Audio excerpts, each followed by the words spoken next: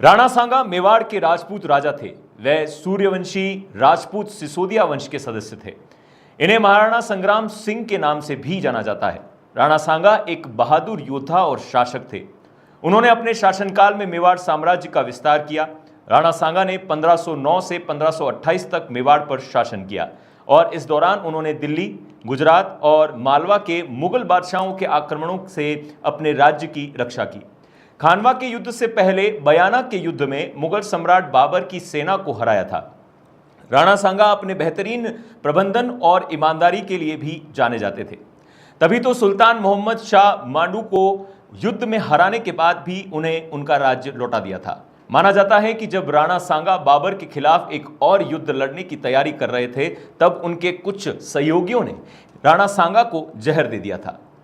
राणा सांगा ने शानदार नेतृत्व और अटूट साहस के साथ 20 वर्षों तक शक्तिशाली हिंदू साम्राज्य मेवाड़ पर शासन किया।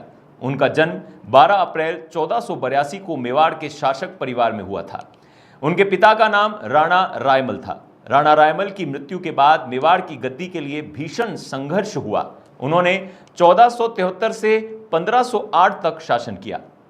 राणा रायमल के बड़े पुत्र पृथ्वीराज सबसे योग्य राजा के रूप में उभरे। पृथ्वीराज ने मेवाड़ पर अपना प्रभुत्व स्थापित करने के लिए मेवाड़ के महाराणा बनने के रास्ते में आने वाली हर बाधा को दूर करना शुरू कर दिया। राणा सांगा पृथ्वीराज के मेवाड़ के राज्य पर कब्जा करने के रास्ते में खड़े थे। उनके बड़े भाई पृथ्वीराज ने उन्हें हमेशा के लिए हटाने के लिए राणा सांगा को एक आंख से अंधा कर दिया। राणा सांगा को अंततः चित्तौड़ से भागना पड़ा और अजमेर में सुरक्षा की तलाश करनी पड़ी थी। पृथ्वीराज की मृत्यु के बाद सांगा ने नियंत्रण प्राप्त किया और 1508 में मेवाड़ की गद्दी संभाली। दक्षिण से मालवा सल्तनत ने राणा सांगा के शासन में मेवाड़ को घेर लिया था। सांगा के दादा राणा कुमा ने पहले ही मालवा सल्तनत के खिलाफ कई लड़ाइयां जीत ली थीं। उसी समय गुजरात की सल्तनत अभी भी अस्तित्व में थी और पहले से ही कहीं ज्यादा शक्तिशाली थी। राणा सांगा के शासन में मुजफ्फर शाह ने गुजरात के सुल्तान के रूप में काम किया।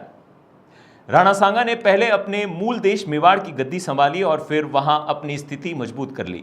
उसके बाद उन्होंने अपनी सेना को पड़ोसी राज्य मालवा के खिलाफ भेजा, जो आंतरिक कलह से गुजर रहा था।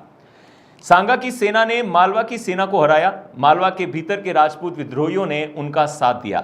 खिलजी को बंदी बना लिया गया, लेकिन बाद में उसे रिहा कर दिया गया जब उसके बेटों को मेवाड़ की राजधानी चित्तौड़ में बंधक बनाकर छोड़ दिया गया। प्राचीन राजपूत नायक राणा सांगा ने 120 सरदारों के साथ राजपूत संघ की एक विशाल सेना का नेतृत्व किया, जिसके पास 80,000 युद्ध के घोड़े और 500 युद्ध हाथी थे।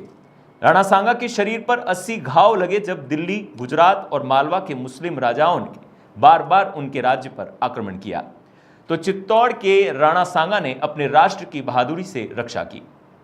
राणा सांगा उस समय के सबसे प्रभावशाली हिंदू राजा थे। उनके कार्यकाल में मेवाड़ समृद्धि के शिखर पर पहुंच गया। राणा सांगा के शासनकाल में लगातार लड़ाइयां होती रहीं। कहा जाता है कि वह 100 में से सिर्फ एक लड़ाई हारे थे। कई लड़ाइयों के दौरान उनके पैर में लकवा मार गया और उन्हें अपने हाथ का इस्तेमाल भी नहीं करना पड़ा।